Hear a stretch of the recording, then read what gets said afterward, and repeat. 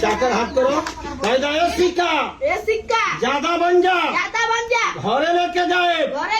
ब्याह करे शादी करो तो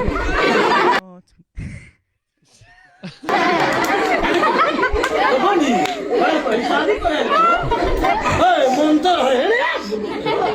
फायदा ब्याह करे मर्दे से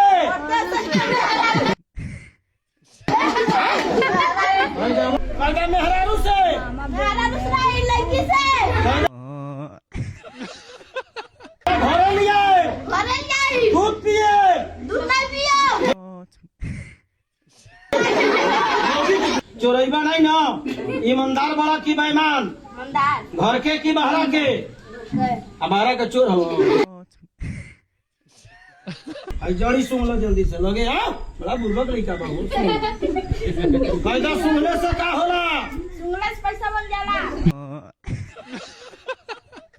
सब का होला 2 दिन पे खाना बन और सुनो ना